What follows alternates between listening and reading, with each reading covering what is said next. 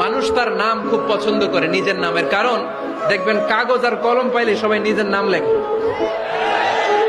খালি নিজের নামের সিগনেচার দেয়, আসরা নাই।